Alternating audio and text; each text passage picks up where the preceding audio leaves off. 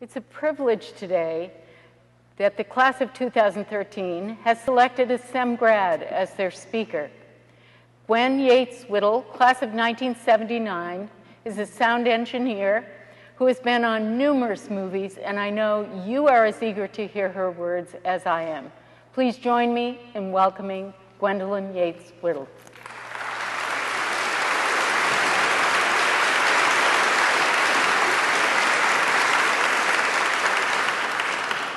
Hi.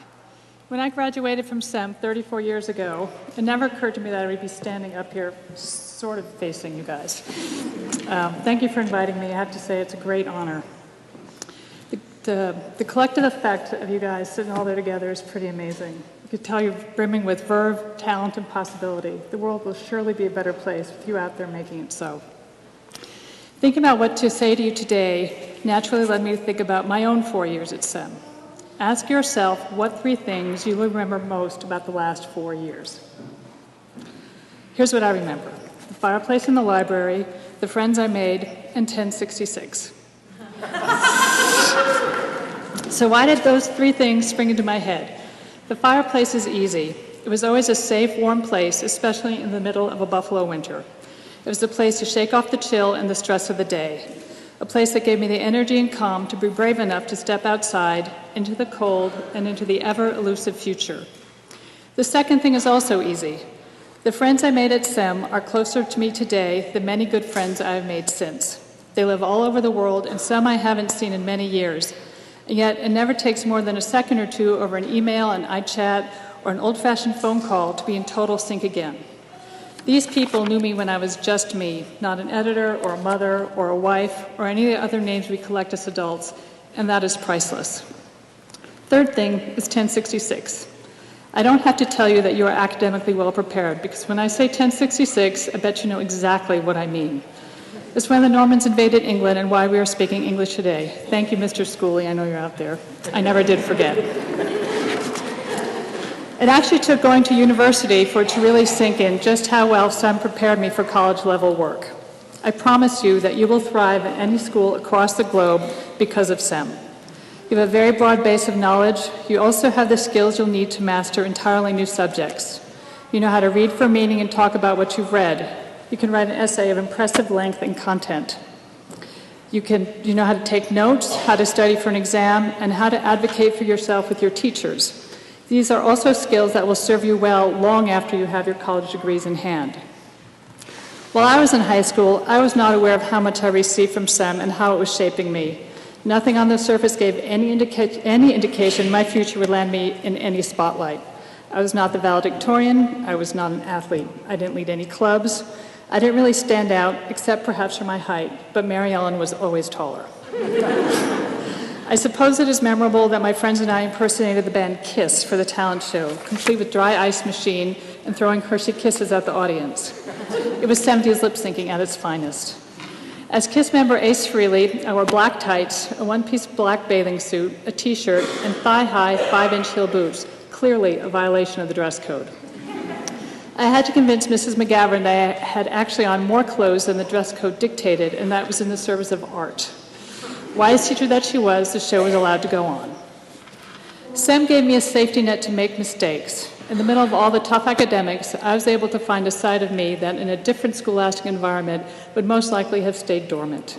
In a bigger school, I probably would have remained the shy, quiet one. Instead, I graduated with a sense of confidence. I actively threw myself out of my comfort zone. Instead of going straight to college, I became an AFS exchange student to Germany for a year. I didn't speak a word of German when I left, and when I returned home, I was fluent, even dreaming in German.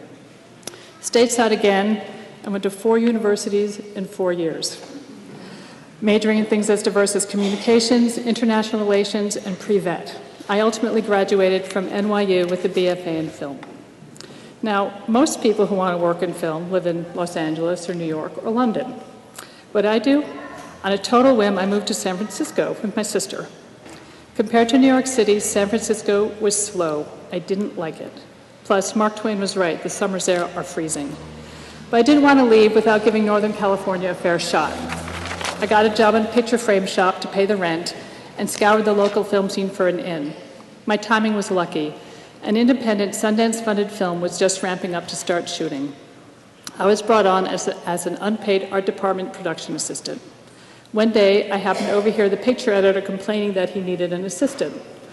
Before I learned at NYU, I thought, I could do that. The reality of it was, I still had a lot to learn. But the point is, my dream came true. I was actually hired on a feature film. I got that job because I was present, willing, and I also worked cheap, $100 a week cash. That film, Smooth Talk, was my in, and the beginning of my career in film, one that has now spanned a quarter of a century, including a few trips to the Academy Awards. STEM graduates are amazing people. They touch lives all over the world as they lead, create, heal, collaborate, and resolve conflict. You are now a member of this prestigious group. Many of them achieved their dreams because STEM encouraged them to be audacious. At STEM, it is expected that you stretch yourself. Given this encouragement and thorough grounding in academic and life skills that STEM provides, there is a lot of advice you don't need. You are already living in a way that is only a faint glimmer to so many seniors graduating from high school today. I don't have to advise you to take on challenges. You do that as naturally as breathing. You know how to work hard. You embrace change. It's part of being born when you were.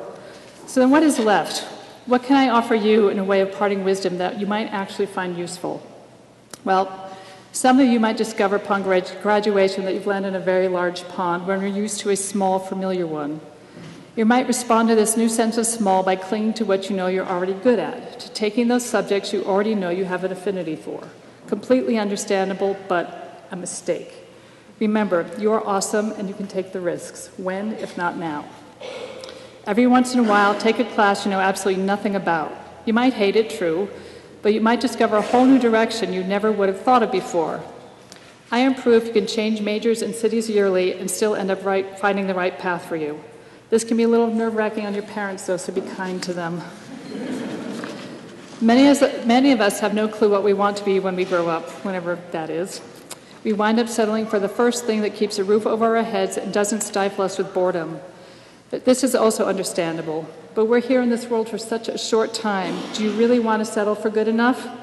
I advise you not to. Please keep looking. The search will most likely entail disappointment, frustration, and sometimes a very scary one, failure. But this might be what you have to do to find your personal cadence, your own rhythm, your own voice. The world needs you, and how you meet this need is entirely personal. You could venture as close as around the corner to tutor a struggling student, or work as far away as the deserts of Sudan. They are all contributions that count. It took many happy mistakes and glitches of time and place for me to find my cadence. All those choices that I leapt at led me to my career, a non-techie woman in a very techie male-dominated field. Living your life with passion is a given, but as a wise friend of mine once said, we very quickly adjust to taking for granted things that once were mere wishful thinking. It's a little bit, I'll say it again. We very quickly adjust to taking for granted things that once were mere wishful thinking. So think about this. It's almost as important as 1066. Attitude is as vital as passion. I love my job. I work with very creative and inspiring people who are often also difficult and demanding. It is easy to fall into the trap of focusing on how frustrating the job can be. It is also easy to feel we've earned a right to whatever perks we've gotten used to, that we are owed. Fight these tendencies. Complacency and entitlement are the enemy of creativity and of innovation. They sap the meaning and value out of your work. Remember what you bring to what you do and nurture it. Make your enjoyment and sense of purpose evident so that your colleagues feel and benefit from it too. Focusing on the positive takes effort, but the end result is contagious and always a lot more fun, even if you're in the middle of the 16th hour or the 39th day in a row on a final sound mix. So if on this day of your graduation you have a sense that STEM has permanently changed and shaped you, you're correct. You're all set to leave the fireplace in the library. As Princess Merida asks, if you had the chance to change your fate, would you? Be brave. You're ready. Congratulations.